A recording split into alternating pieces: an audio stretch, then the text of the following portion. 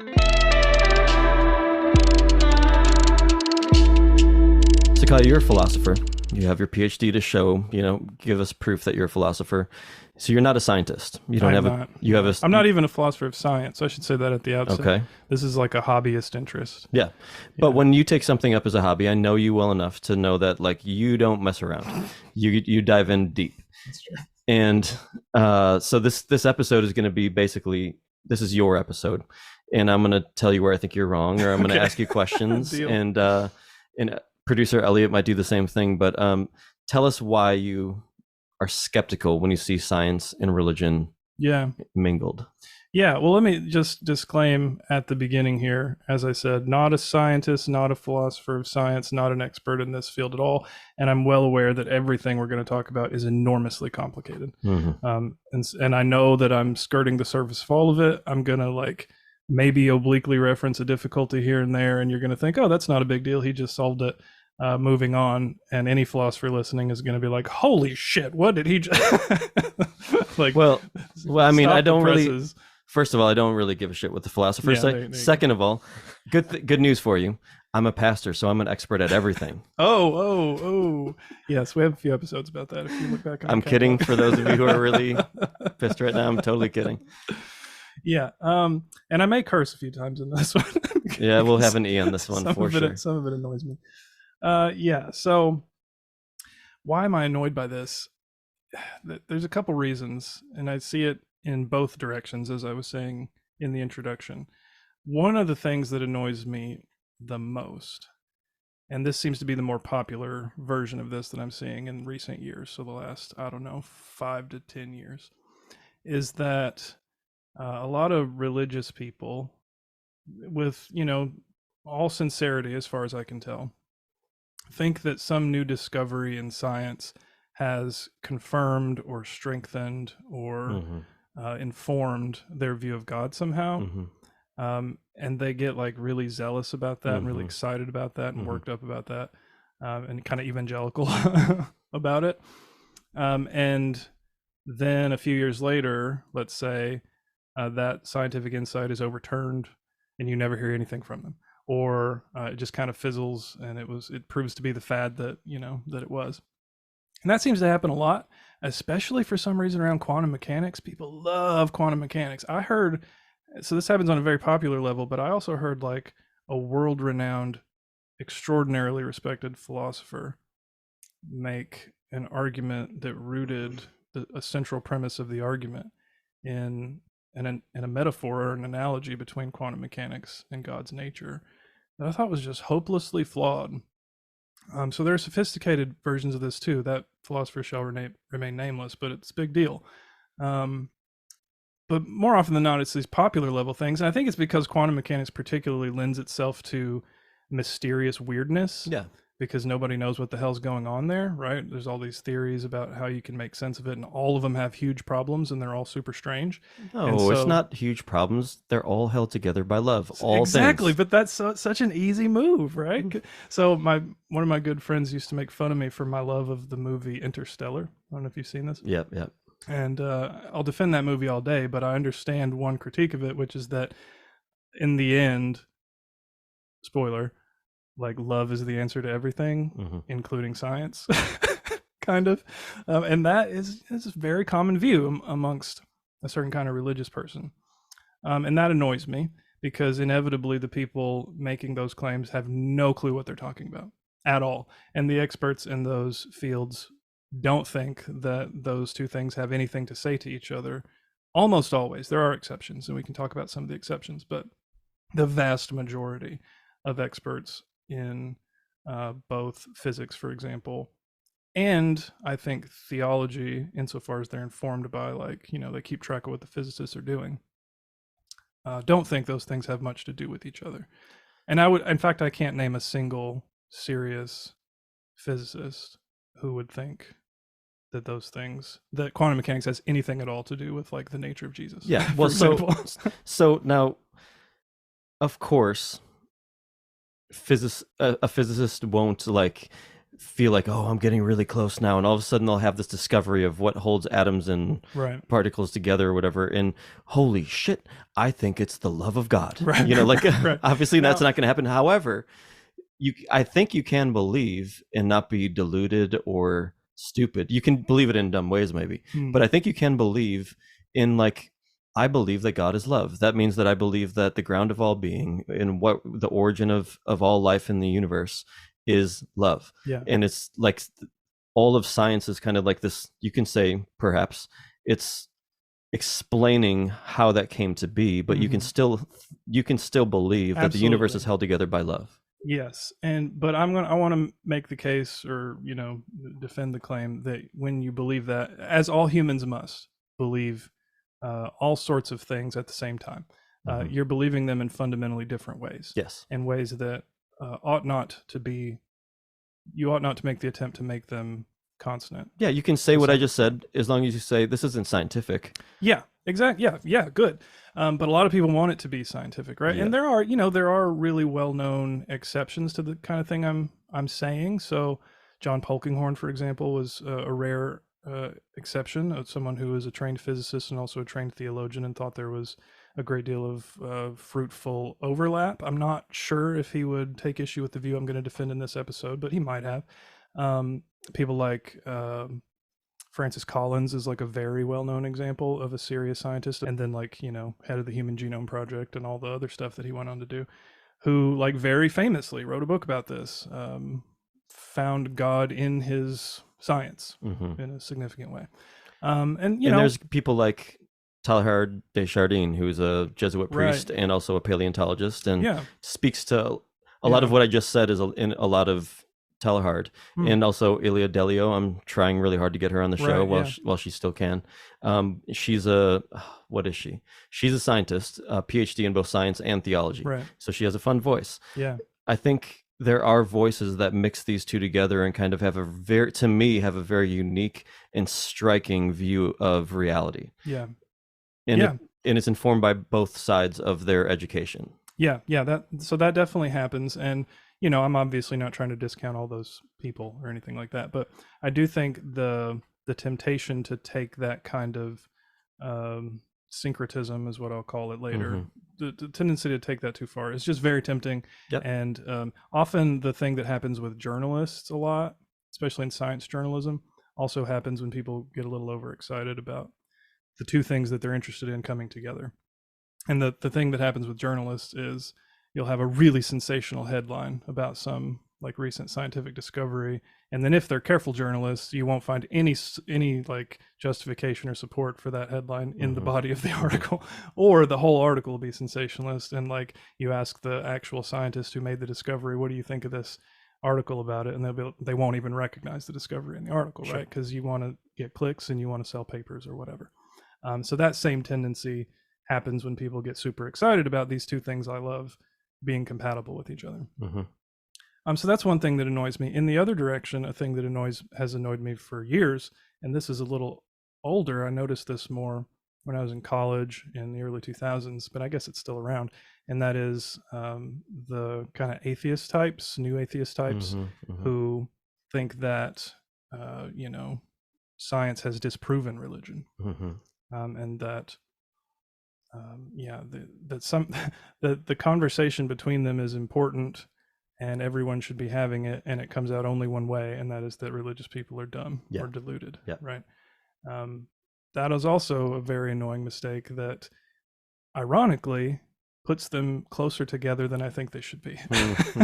Because it assumes they're doing the same kind of project and that science is doing it way better. And so the religious people need to just get out of it. Yeah, and to the scientists or new atheist defense, I think they're critiquing a brand of Christianity that actually does think that they're doing work of science. That's totally fair, and that should be critiqued. Yeah, those people exist. We can name them, right? They're in our families. Someone whose initials are Kinham. Right. I'd stole that from Scott. I mean, and that's the thing. I think all three of us grew up in a world that we were given a young earth creationism. Were you guys? Yeah. Yep. And that means that we were given a not accurate version of science. And I went to grade school, middle school, high school, and all of the science that I was given was heavily edited, and I was kind of warned as I was heading into college that like this is what you're going to experience, um, and that should be critiqued. Yeah. There's if that's your world, we love you. We're really glad you're listening, and we want to just humbly say, maybe that's not real science. Yeah. I'm trying to be really kind. Yeah, no, we were literally all there. All of us were raised in it. I mean, I was adamant. I mean, I was also a child, right? Mm-hmm. I had no idea what I was talking about, but yeah, young Earth creation. I was the kid who tried to like argue with the professor freshman year. So like, we understand what it's like to be there. Totally. Yeah. And it seems like young Earth creation it's kind of a proxy for this greater debate. Like so much gets tied up here, but then it's extended. So if you come up in that type of a upbringing and then you go into those college classes and you like say it's a thoughtful, more scientifically minded kid, they're like, oh, everything I've been told was a lie, and so then they have to discard that entire the Bible, God, their upbringing, everything goes out the window. So that's on one side, it becomes a proxy for something much larger. Or on the other side, that distrust of science can extend so far, and we've seen the effects of that in massive ways the last several years. Yep. Where those who are going to cling to science or scripture as science textbook have to then apply it in some really absurd ways, far beyond young Earth creationism. Yeah, I mean, I think what we've found in the last couple of years with anti-vaxxers turning into anti-COVID vaxxers and then turning into anti-maskers and all, anti-Fauci people, anti-science, is there is a consequence. There's a real societal consequence to distrusting science and being told and brainwashed that you can't trust academia, you can't trust experts, you can't trust scientists. And that we lived through that real life consequence when half of our country didn't believe the experts that were telling us how to combat this pandemic. I was saying to my wife all along, like, of course this happened, because I've listened to people that I know that I'm close with for years talk about how my kids are going to get autism if we give them a vaccine, or, they believe in essential oils more than actual medicine and all that stuff. And I'm not saying essential oils are terrible. Oh, they smell great. I'm just saying we were kind of built to not believe experts when we really needed them most. Yeah, built by, in many ways, the young Earth creationists, or at least the structures that produced the young Earth creationists. Kind of where it came from. Right? Anybody that lived through Answers in Genesis as a teenager was not surprised by the backlash against the elite establishment of experts during COVID at all. It was a trajectory. It was a logical conclusion of the trajectory that a lot of people in the country have been on for a long time. Not just in the U.S., actually. It's a global phenomenon. And here's a question. I've thought of this for a while. All of us will be processing COVID and all that went down during COVID for decades, right? But one thing that I've been thinking about, and what would you say as a philosopher, and Christians are my people. Like I'm a Christian. I'm a Christ follower. But I think Christians / religious people are particularly susceptible to brainwashing and manipulation and conspiracy theories. Would you agree with that? Yeah, I mean, I'm not a sociologist, so I don't have like data on how much more susceptible they are to it than other people. I think there is data on like sort of rigid cognitive processes or habits that are associated with fundamentalist religious belief that are correlated strongly with belief in misinformation and conspiracy theories. I'm pretty sure that is, if not established, at least strongly supported sociologically. We talked with T. Nguyen on a while back. If you haven't listened to that episode, go check it out. So fun. His theory about that, when we broached the question with him, is that it has to do with this like feeling of having solved something or figured something out, being knowledge really porn, pleasurable. Yeah. Right. Yep. And we've kind of been habituated into that in our religious spaces because, for better or worse, whether it's true or not, the religious hypothesis, of course there's more than one, but I mean the idea that there is a grand meaning to it all and that there's a person behind it all, makes sense of a lot of stuff that would otherwise be extraordinarily stressful in life, right? All the stuff that gave the existentialists thousands of pages to write If you're a theist, it's not such a big deal because there's a ready explanation for a lot of it. That's regardless if you're a Christian or not. Just being a theist and thinking somebody's behind this guiding it. That helps a lot, and it feels psychologically nice to be able to kind of punt to that. And so if you're already kind of primed to that, then when you encounter a grand explanation in the form of conspiracy theory, it's the sort of thing that you've experienced before, and you're going to naturally gravitate to it. Whereas if you've grown up in an environment where everything is questioned, everybody's suspicious, nothing is for sure, that would be stressful in a lot of ways, but it would also prime you to be a little more suspicious of new grand theories as well. Yep. And maybe big pharma. Like, let's just be honest, right? So we've strayed quite a bit. Let's get down to it. I think that was an important tangent. Yeah. So we were talking about evolution. So this is a good example. So we could say there's maybe two ways you could go wrong here with the relationship between science and religion. You could think they're too similar. That would be syncretism, which we'll talk about a little bit later. You could also think that there's this conflict, that there's this hostility between them. And that's where I want to spend most of our time, this idea that religion and science are in conflict. I don't think they are, but not for the reasons that you often hear that they're not. Usually the answer to why are they not in conflict is some version of syncretism. Yeah, I can already feel we're not going to actually get along. I can already feel it though, Kyle. We're not going to disagree as much as we hoped. Maybe we'll see when we get to some specific. I'll try. Examples. I will try. So that's what I want to spend most of our time on. And like, there's good and bad ways to make that conflict claim, right? So there's some bad reasons, some not so good reasons for thinking there's conflict between science and religion. One of them is what we were just talking about, that scientists are part of some untrustworthy elite cabal of, experts that are, running the world or whatever. That's a bad reason. Sorry, young Earth creationism obviously is kind of a bad reason. But even with respect to evolution specifically, there's a couple of different ways you can go. There's like kind of a good faith version of that kind of objection, that you can be a reasonable person and relatively informed and think that evolution poses a problem for religious belief. You could also do that in a really uninformed and bad faith way. I think the young Earth creationist, I'm not a monkey, is a bad faith objection, because yes, I mean, that's just not what evolution is. It doesn't really have anything to do with what any scientist has said. But a more good faith version of that kind of objection or worry would be something like, well, isn't evolution random, right? Because if you ask a scientist to explain evolutionary theory, you're going to get, and we had an episode specifically about evolution and creation if you want to hear more about that, but you're going to get something along the lines of, there are these random genetic mutations that fuel natural selection and various other selective processes aimed only at adaptiveness to one's environment and sexual reproduction. And so fitness for the purpose of reproduction, and that's all the purpose there is. And at bottom, it's random. And that does sound a little inconsistent on the surface with how most intelligent religious people think about the world. Even if you don't go as far as ID, right? You just think that there's a God behind it all. And a purpose behind it. Yeah, a purpose going in some direction that's meaningful. That does sound inconsistent. So that's a more kind of principled objection. I don't think it's a genuine worry. I think if you look into what scientists actually mean or should mean when they're acting responsibly within their domain, by words like random, you don't actually run into a contradiction there.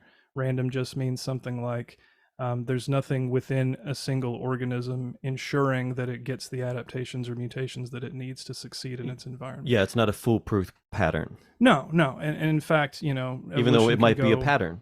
It might be, but evolution can go in any direction that is required, right? So a mutation might just as well lead an organism to become less complex in order to fit its environment as to become more complex, which is one of the things those young Earth creationists never quite seem to understand. It's not aimed at any specific outcome, right? And that's all scientists mean by it. And I think that's perfectly compatible with theism. So that's in a more informed or good faith version of that objection, but still I think ultimately not a real worry. Sure. Another version of that would be something like evolution makes the problem of suffering really difficult.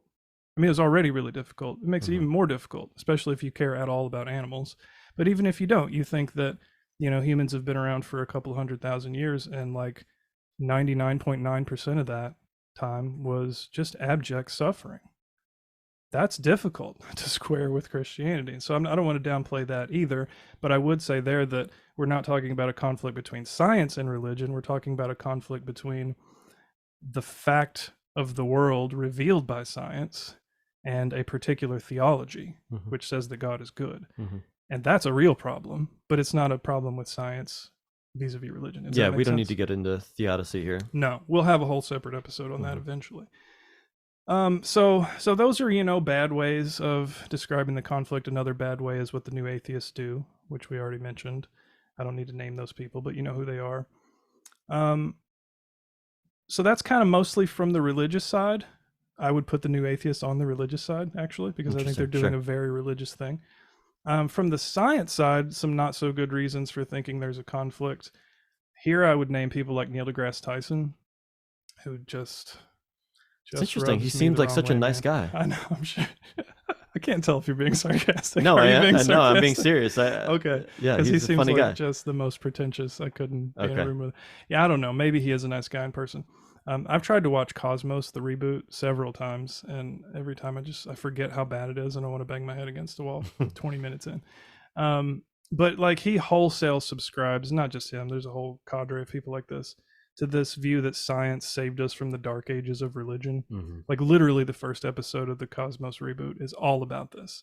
And he just takes you through the details of how, the church persecuted Galileo, and that was just this microcosm of this larger thing that had been going on forever.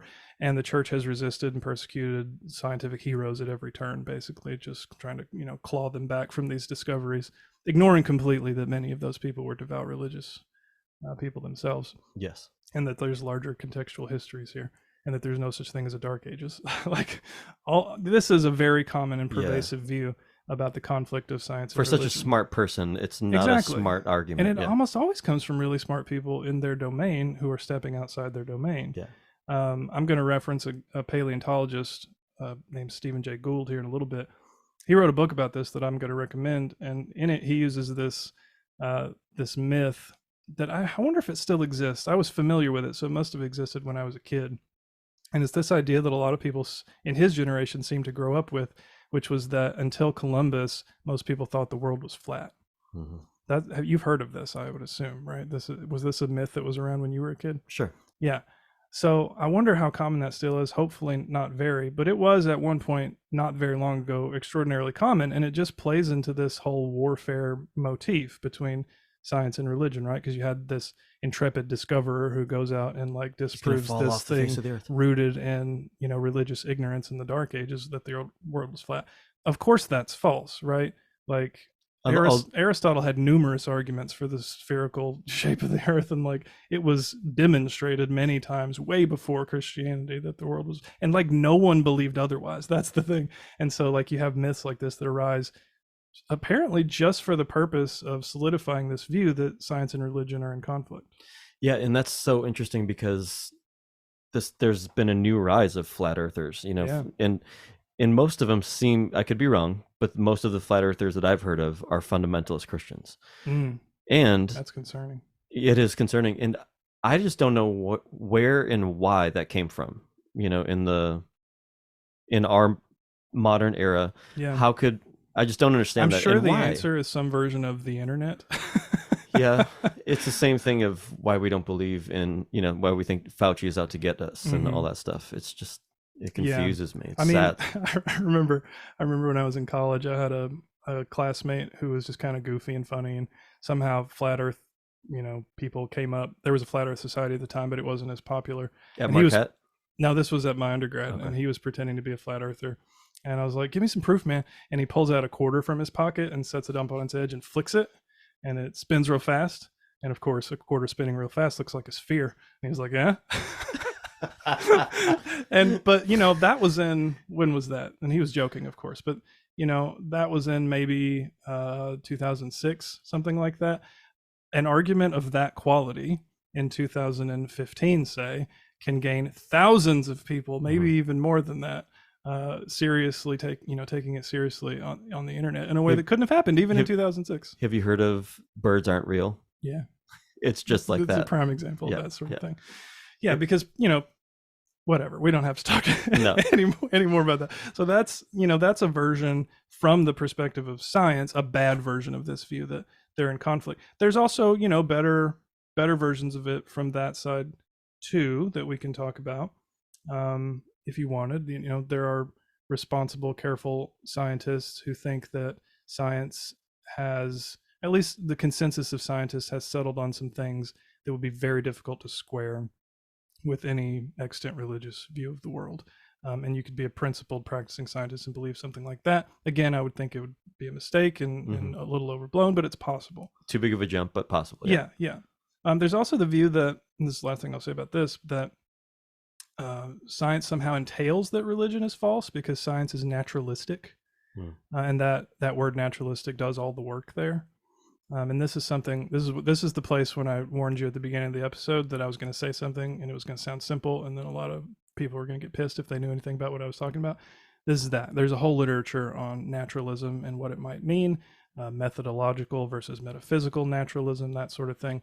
I'm going to say here, just for the purposes of this conversation, because I think it's true in enough cases that it makes it worth saying, that when scientists talk about science being naturalistic, they're talking about it in a methodological sense, which means that for the purposes of the enterprise that we're engaged in and the rules of that enterprise that we've agreed to get the kind of information that we're trying to get about the world, we're going to say at the outset that we're going to assume there's nothing hokey or supernatural or metaphysical going on here. And we're just going to go based on our observations and the experiments that we can make on our observations. And we're going to conclude using the scientific method, whatever the hell that ends up being at the end of the day. We're going to conclude what we know about the world based on that, and we're going to call that fact if it's really well established. And if it's not verifiable according to that, in some sense of verifiable, then we're going to say we're unsure if that's true about the world.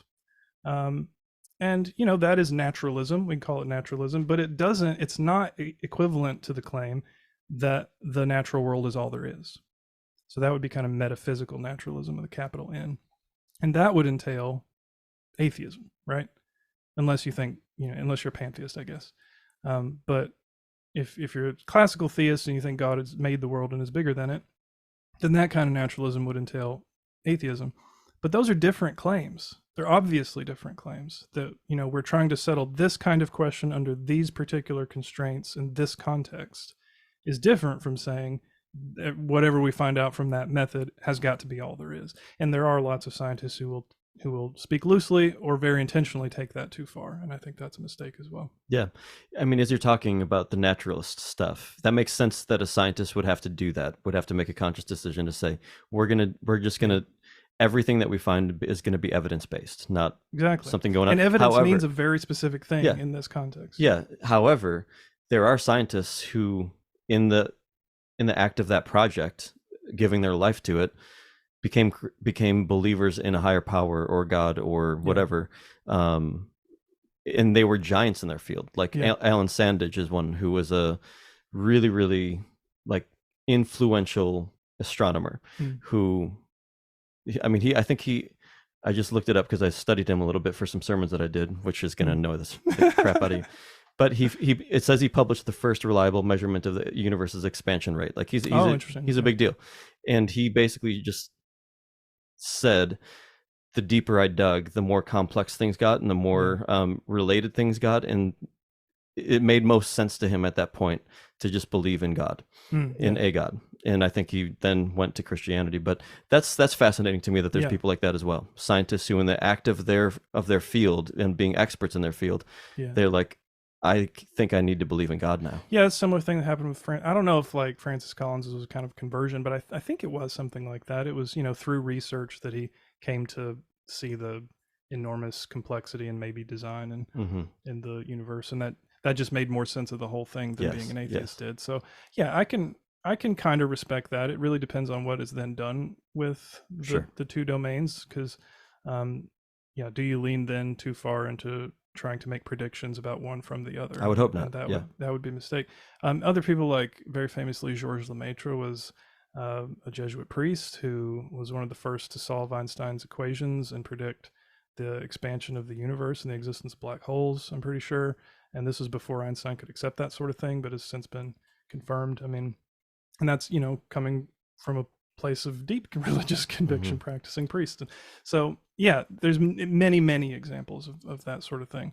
Newton famously himself was not only religious, but might have, don't quote me on this, but might have he was a kind of biblical literalist and might have flirted with a kind of young earthism. No way. I think that might be true. I mean, that was a long time ago. Yeah.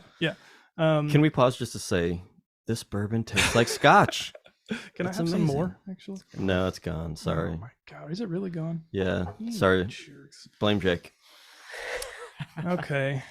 So that's probably enough about bad ways of, I think so, thinking about the conflict between science and religion.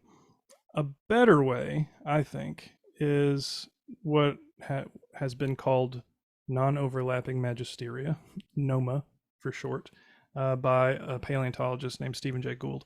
And interestingly, I recently revisited his view, because when I was a young, budding apologist for Christian faith, like, he got a bad rap. And interestingly, around the time that I was doing that, Richard Dawkins came out with his book called The God Delusion, and he mentions Gould and Noma at the beginning of the book, and says the very same thing about it that all the Christian apologists were saying. Interesting. They had the exact same critique of it. They all thought he was wrong, and it's because they agreed that these two things should be in conversation, that they are in conflict, and that one of them wins. The only difference between Dawkins and the Christian evangelical apologists was that he thought evolutionary science won, and they thought God won.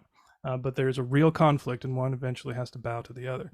And Gould was out here saying, back in the 80s and 90s, these things probably shouldn't really even be talking much to each other. They're doing different things. They have magisteria, as he put it, which is, what does that mean? A very carefully chosen word. It comes from Catholicism, and it's the teaching arm of Roman Catholicism, the teaching arm of the church. Sure. Okay. So the people who decide doctrine are the magisteria. Yeah. They have teaching authority, in other words. The magistrates. And they have like methods that they use to arrive at their conclusions. And then once they pronounce on something, it's authoritative for adherents or followers. And so Gould is using that as kind of an analogy to say science and religion have their own sets of methods and their own kinds of questions that they're dealing with. And sometimes those questions overlap. What doesn't and can't overlap is the way that they investigate them, their styles of inquiry, their methods of inquiry. They're fundamentally different. And when you try to use the methods of one to reach conclusions about the other, you always make mistakes. It's a pretty kind of hard line view. They're non-overlapping. That's the part of that. So separate magisteria, but interestingly, they're often talking about the same stuff, and they should be. He was very insistent about this. They should be in constant conversation, and the conversation should be uncomfortable and often intense. But what should never happen is that we try to use the methods of one to pronounce on the other, or try to blend the methods. They just can't happen. So he wrote this little book, which I recently read, just revisited, called Rocks of Ages. This is a fun little pun. Good. He was a paleontologist, and obviously there's some, geological joke there as well. And so, he makes the case for Noma in that book. Highly recommended. It's like less than 100 pages. And in that, I'm going to quote him here. He says, each domain of inquiry, so science and religion, frames its own rules and admissible questions and sets its own criteria for judgment and resolution. In other words, it has its own kind of method. These accepted standards and the procedures developed for debating and resolving legitimate issues define the magisterium, or the teaching authority, of any given realm. No single magisterium can come close to encompassing all the troubling issues raised by any complex subject, especially one so rich as the meaning of our relationship with other forms of life. Instead of supposing that a single approach can satisfy our full set of concerns, we should prepare to visit a picture gallery where we can commune with several different canvases, each circumscribed by a sturdy frame. The frame being the method, right? The pictures in the gallery go together to form your experience, but they are distinct. And it's part of the beauty of the experience, if you want to use that metaphor, is their distinctness, right? Is that you're experiencing them separately and they're giving you different things. and I think this is right. I think he's unfairly maligned and misunderstood by both sides of the religion and science are in conflict crowd. And I think they both miss something really important here.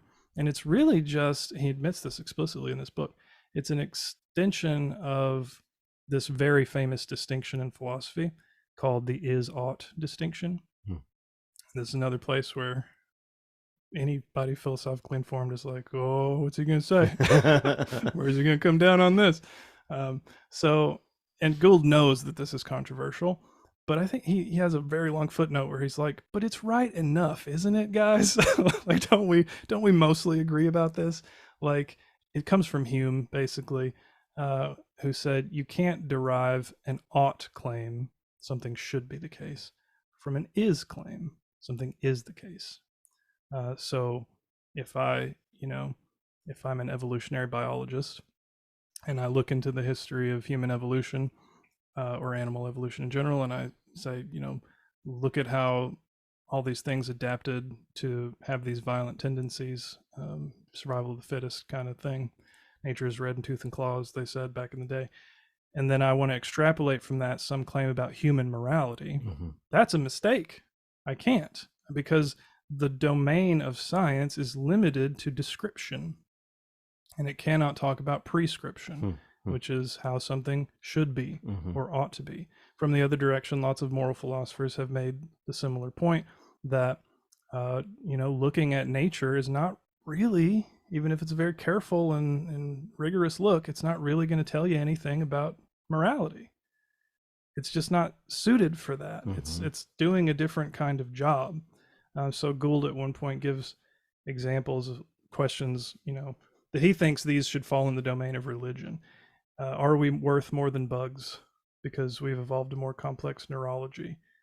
Do we ever have a right to drive a species to extinction? Do we violate a moral code when we use genetic technology to splice genes? That sort of thing, which has become much more relevant since he wrote that. He says, such questions simply cannot be answered or even much illuminated by factual data of any kind. And he's right about that. At least I'm going to come down on the side saying he's right about that. Like, Kant, a famous moral philosopher who I'm a big fan of, said, look, the fundamental aspect of morality is obligation. There are obligations that we're all under, and you simply cannot opt out of them. That's what makes them an obligation. And you cannot explain an obligation like that with appeal to anything descriptive. Like, I can't look around in the world and find a thing and say, aha, this is the thing, this, fact about our evolutionary past, or this fact about my psychological development, or whatever it might be, this fact about societies and how they're formed, and use that to explain, justify, or condemn this, moral point. That's just not morality. Morality is about obligation, and obligation is something you can't opt out of. As he said, it's categorical, not hypothetical. That's getting too nerdy. The point is an ought or different? And Gould thinks, maybe we could press him on this, but Gould thinks that science is about is, and religion is about ought. Okay. And so he wants to make religion primarily ethical. I mean, religion is also about how what is came about, right? Yeah, so lots of religious people have had a lot to say about that, right? So there are claims about the world, and this is what riled up both the apologists and the new atheists about his view, which is that they both see religion as making factual claims about the world that can be disproven, or at least we can give evidence for or against them. The apologists thought we could prove them, and the atheists thought we could disprove them, right? But I think that's to not quite take his view as fairly as you could, because he's not denying that they pronounce upon the same questions often, and that the conversation between the two sides must be had, and that it will be contentious. He's denying that they're using the same methods. Yeah. Again, right? We keep coming back to that. They're simply not. So when a religious person makes a factual claim about the world, what would be a kind of factual claim? I mean, God exists. Or the creation of the world. How about factual? Yeah, God made the world would be a and this is how he did it. So there we get into dangerous territory. Yes. Right. So let's just stick with the God exists and made the world. Yep. That's metaphysics. That's okay. And that's fine, because and the scientists really shouldn't have anything to say about that. It's just not within their domain. It's not within their tool set to make any claims about that one way or another. If you think Big Bang cosmology proves that God created the world, you just don't know enough about Big Bang cosmology. Like, it just doesn't. And this comes from somebody who tried real hard to see how it did for several years. It just doesn't. And you could say similar things in the other direction. So that's a fine claim. Mm-hmm. God exists. I don't think there's any conflict there at all with science.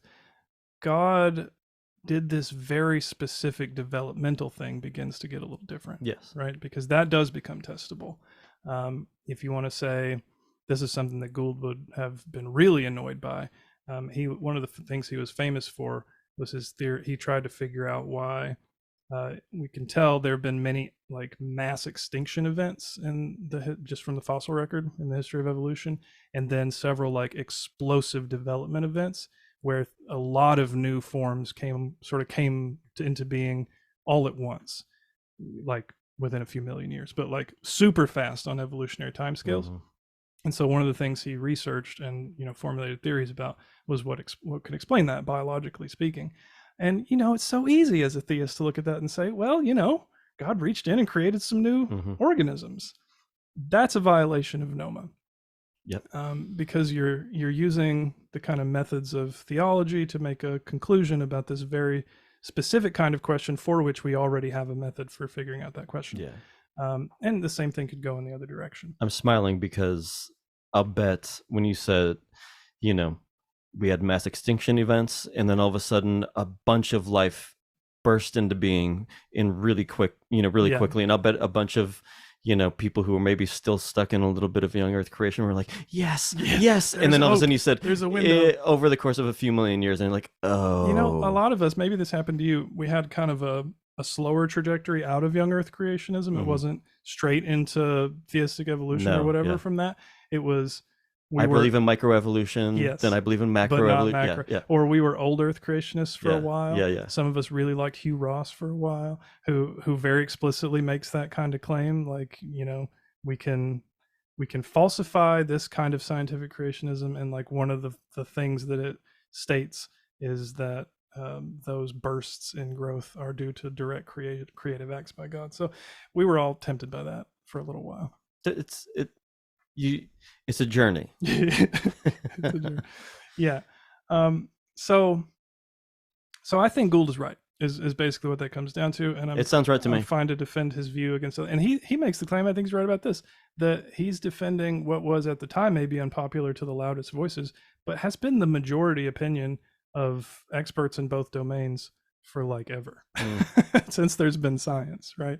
I think he's right about that too. If you're interested more on that, read the book. But he makes these two claims that I want to focus on just for a minute here. I think they're extremely fair and reasonable. One is that the magisteria are equal in importance. He's an agnostic, bordering on an atheist, and he is very careful and respectful to distinguish the bad exponents of religion from religion itself, and say this is extraordinarily important to human life. And what my atheistic colleagues are doing in maligning it is despicable. Yeah, that's cool. I mean, I think a lot of religious people would get pissed by saying they're equal, and a lot of scientists would get pissed by saying they're equal. And our goal should always be to piss off as many people equally as possible. That sounds like both sides of them right there, buddy. Yeah, that was a joke. So yeah, they're both super important and equal, and we're not privileging one over the other and saying this. They each have their own domain, and each domain is essential to human life. Like, you can't be of like a full, you can't experience everything human life has to offer fully without engaging deeply in the questions that both of them deal with. Like, if you've ever seen The Big Bang Theory, or even just Star Trek, right? There's always these hyper logical characters who have gone completely in the direction of science at the expense of everything else, and they're farcical, they're comical characters. They're there to teach us that specific lesson that we need the other stuff too. Man, you're such a damn geek. I know, I'm such a nerd. So they're both equally important, but also they are logically distinct styles of inquiry, and blending them is a mistake. And I think we can hold both things equally, and I think that's correct. And here's where it maybe gets uncomfortable for you. I don't know. The tendency to syncretism, to make them, pull them together. It's threatening that logical distinction. So here's an example of syncretism. He actually notes a few in the book. Quantum mechanics reveals something about the nature of Jesus, like and quantum entanglement shows us something about like the dual nature of Christ or something like that. Real claims that theologians have made, or that you see headlines about. Something in the Bible, pick your favorite thing that the Bible says is scientifically accurate or scientifically prescient, or we find out some new thing about the world. It can be in cosmology, but it could also be in like archaeology, right? And suddenly we have a greater respect for the Bible, or we say, oh, the Bible's right about that, with the implication that God was like priming us for this discovery or this fact or something like that. That's bordering on violating Noma. Science shows that if you want to come from a different direction, trying to piss off some liberals here, of which I am one, science shows somehow that all humans are the same, and that therefore religion should be primarily like progressive liberal political action. Would also be a violation of Noma on this view. Some new physical discovery proves God's existence, like Big Bang cosmology, for example, or inflationary theory, or whatever. And suddenly the universe has a beginning, and therefore God ought to exist because something had to begin it. That violates Noma too, right? So there's all these things that reasonable religious people want to do that fall prey to this distinction. So it's not like a happy-go-lucky, friendly, let's all get along kind of view. It's each one has their domain, and they should keep their damn mouths shut about the other one kind of view. But they must keep talking. Sure. Now I understand, and I think that's mostly true. But I think that stance, I think, let me just make it personal. I think your skepticism, you've heard me talk about science in sermons, or you've heard me, you gave a few examples. I don't remember exactly what they were. I think if the person, let's just say from my perspective, if the person or pastor or church leader or whatever is trying to seem like an authority, or equating scientific fact and discovery to religious like phenomena, that might be too far, right? Like, that's taking one for one is, I think that seems like syncretism, and it's too far.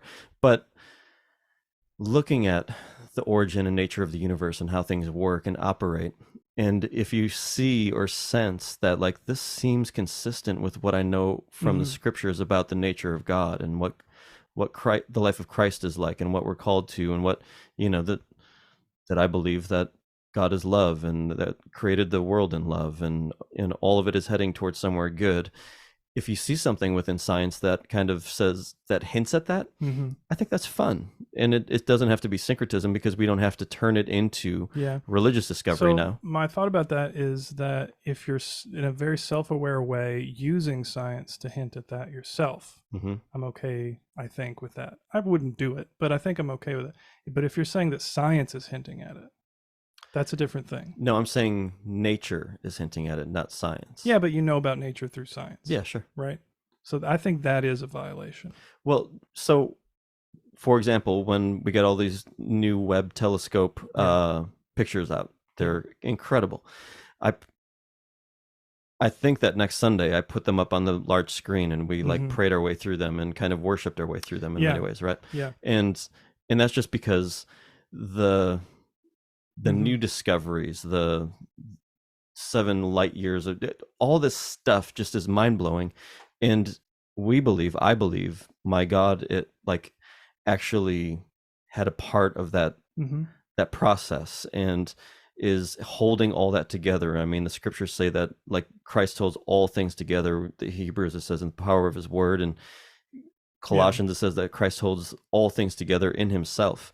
And that expands so much when all of a sudden we see these new images of what's going on in the universe that happened millions and millions of years ago, right? And that, I think, if you can use that for worship rather than fear, why not? I think it's the responsibility of the person using it in that way to make it clear that the tools that they're using to make the point do not themselves make the point. So, nothing about James Webb telescope, Yes. or the people using it, or the people who designed it, or the people who are drawing scientific conclusions on the basis of its findings, has anything to do with the point that God holds all things together. Yeah, I mean, I saw people on Twitter saying things like the Webb telescope is an instrument of worship. You know, in the right sense and context, I'm fine with it. If all they mean is I'm using it as an instrument of worship, Yes. Great. Yep. It itself isn't. That's, yep, of course. that's A dumb, guitar right? isn't itself either. Yeah. Right, exactly. Yeah. Yes, my axe is only an instrument of worship insofar as I shred Yeah, it on yeah. on stage in a church. Yeah.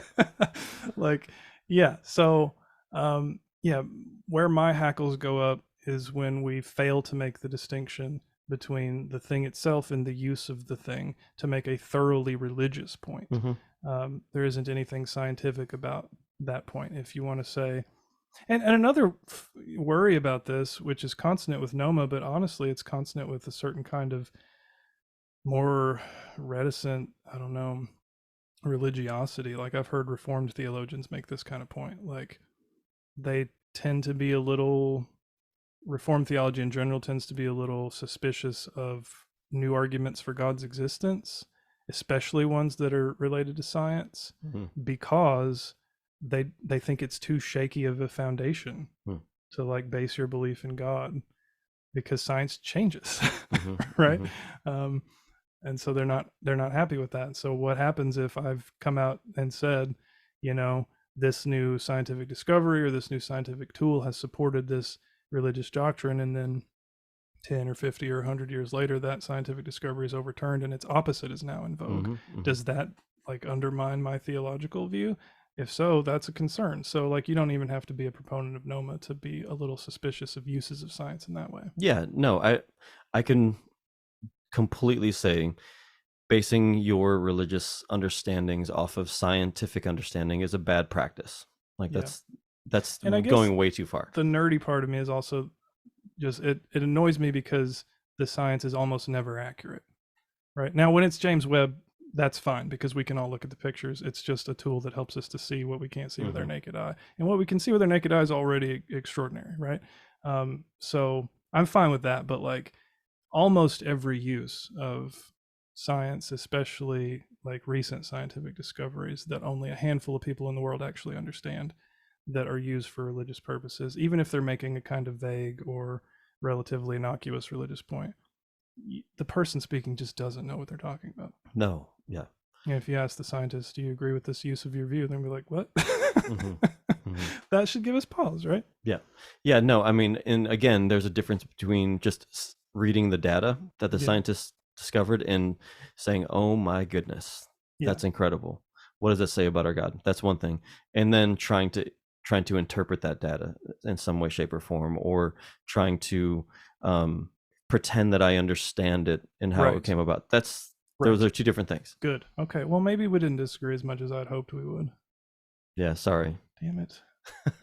Always happens. Yeah, I'm sorry. I'll just pause long enough so the editor, what's his name? Yukon. What's up, Yukon? Okay. I just know in my spiritual journey that recently, especially in the last 5 or so years, the more I hear about particularly astronomy and cosmology, the more I hear about discoveries of in the universe, the more I'm filled with wonder, the more I'm filled with mystery, the more I'm filled with awe, and the more I'm filled with worship. And that has made me, I think, a better follower of Jesus. It's made me a better Christian, and it's made me a better human being, because I get a real dose of humility. I get a real dose of my place in the world, in the universe, in history. And I get a real dose of also wonder at, like, if there really is a God, like I really think there is, and I've been, spending my whole adult life talking about, that being, that, ground of all being, is just so beyond my understanding that it actually makes me want to fall down and worship even more, and also hold this, like the apophatic stuff that we talk about in the tradition, to say, how could I ever hope to know you? I mean, there's that, and that actually produces more affection and devotion in me to say, like, I've been so wrong for so long because Mhm. I thought I had a handle on God. I've been so wrong for so long because I thought I had a handle on reality and the universe, which is such a ridiculous thing to say. But many of us religious people do that. But the more scientific discovery comes about, the more I realize how little I know and how little I am.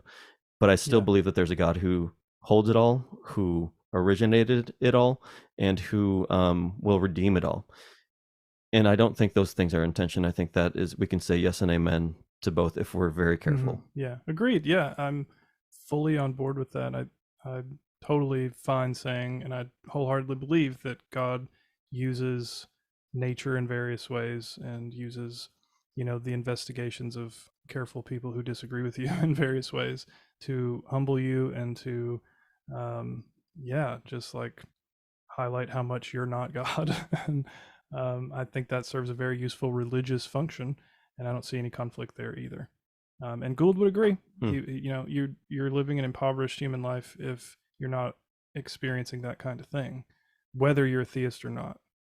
There's totally secular versions of that too, right? Where people have their own kind of existential experience, partially based on scientific discovery, and it doesn't lead them anywhere towards theism or religion.